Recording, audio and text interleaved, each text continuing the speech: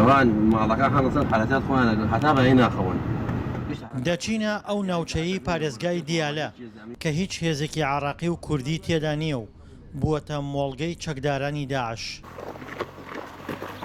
چەند شەوێک لەمەوبەر ژمارەیەک چەکداری داعش 4 گوندنشینیان لەم جێگەیە ڕفاند.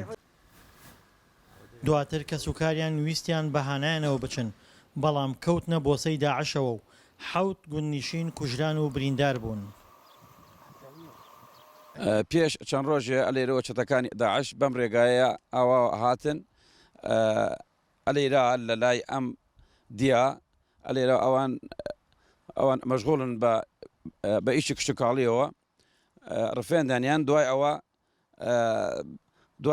هەر بڵێن ماڵی ئەو جەماعەتێک کە ڕفێنراون چوون بە دوایانە بەداخەوە 5 کەسیان لێ شەهید بوو.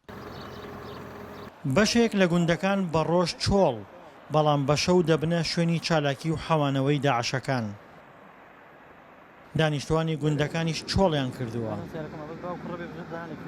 ئەو گوندە کە کێشەکە ڕوویدا 2 ڕۆژ پێشتا زەلامانی تیاکوژیا گوندی ئێمەیەوە بۆی داعشومانەی زۆرە لەو چەمانە ئێمە بۆیەوە ناتوانین ببینەوە لێراکە. ناوچەکە هیچ هێزێکی عراقی و کوردی تێدا نییە.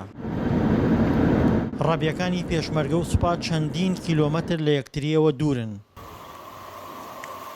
هیچ هەماهەنگیە نییە لە نێوان سوپای عێراق و هێزەکانی پێشمەرگە و زۆرینەی خەتاکە کە ئەوە هەماهەنگی نەکرێ سوپای عێراق و هێزە ئەمنیەکانی عێراقانە پێشمەرگە هەموو کاتێ ئامادەیە بۆ هەماهەنگی لەگەڵ ئەو هێزانە. ئەو گوندانەشی ئاوەدانن بە ڕۆژ پشوو دەدەن و بە شەوانیش چەک هەڵدەگرن و پاسەوانەتی گوندەکانیان دەکەن. بەو پێی گەرداعش هێرش بکاتە سەریان هیچ هێزێکی فەرمی نییە ببێتە فریاد ڕاستیان. ئەوەی ڕاستی بێت لەبەرەوەی ئەم ناوە لە کڵۆجۆ بێژین هەتاوەکو قەرتەوەمانە هیچ هێزێکی تیانە نەیە ئەوەتان هێزی ئاسایش تا بێ هێزی پێشمەرگەی تا بێنەوە تا حەج عیبی تاوێ ڕاستی ئەم ڕێگە زۆر چۆڵە ترسی ئەوەتان ئەم ناوچاگەر شەوان بڕۆیتە سەرخانەکان دیارە ئەم ناوچە داعشە نازام چەکدارە هاتو چۆگەنەوە بەڕاستی زۆر مەترسیە لەسەر ئەم ناوچەیە. ناوچەکە پڕە لە دار و زۆنگاو ناوچەیەکی فراوان و گونجاوە بۆ خۆحەشاردانی چەکدارانی داعش.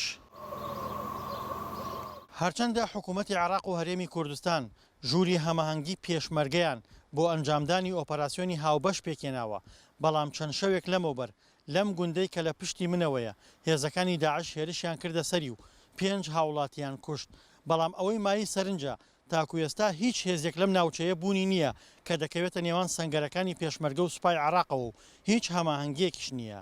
دڵشاد ئەنوەر، دەنگی ئەمریکا، پارێزگای دیالە.